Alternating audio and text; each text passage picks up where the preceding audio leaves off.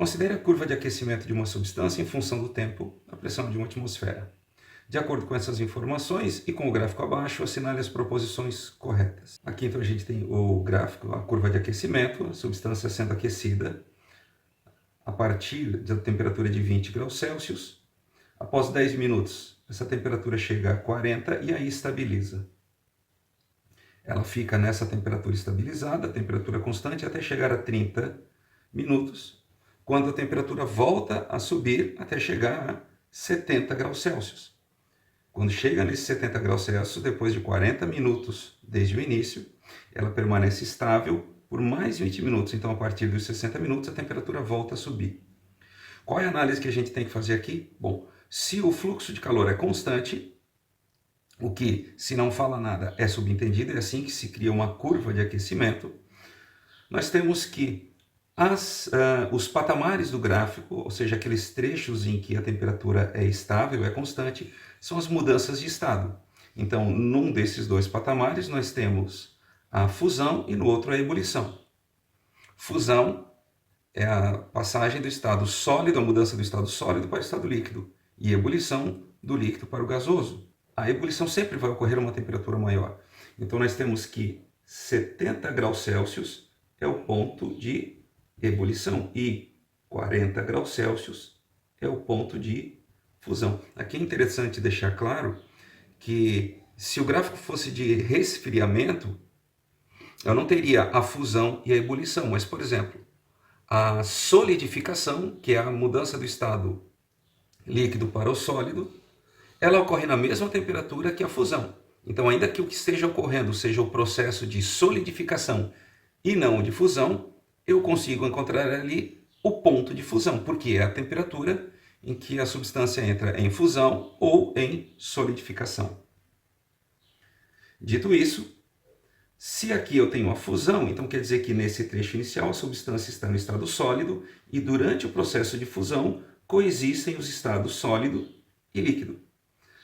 A partir desse instante, todo o sólido derreteu, fundiu, e nós temos apenas o líquido sendo aquecido, até que chegue na nova temperatura, na temperatura de ebulição, onde eu vou ter os estados líquido e vapor, ou estado gasoso.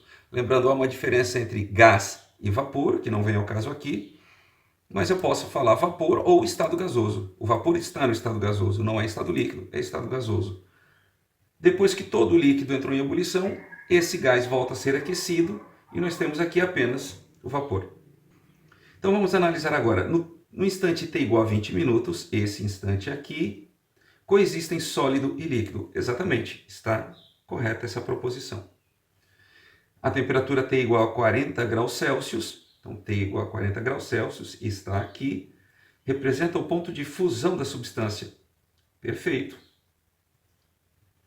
No intervalo de tempo entre 30 e 40 minutos, nesse intervalo aqui, então é nesse trecho que o gráfico está, os estados líquido e vapor da substância coexistem a uma temperatura constante, não. Aqui eu tenho apenas o estado líquido e a temperatura não está constante, ela está variando de 40 a 70 graus Celsius. A curva de aquecimento mostra que a substância é pura, pois tanto a temperatura de fusão quanto a de ebulição são constantes. Exatamente. Numa mistura em geral, nós não temos nem a temperatura de fusão, nem a temperatura de ebulição constantes.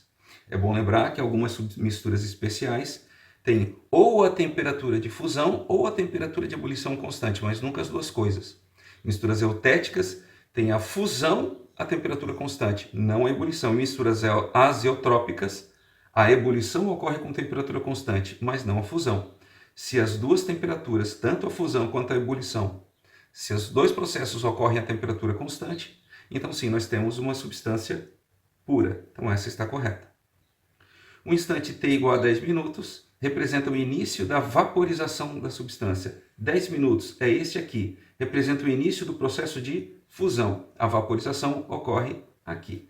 Aliás, que a gente tem que tomar o seguinte cuidado. Eu não posso afirmar, mesmo que fosse aqui, 40 minutos, seria temerário afirmar que ali inicia a vaporização da substância. Não, ali inicia a ebulição.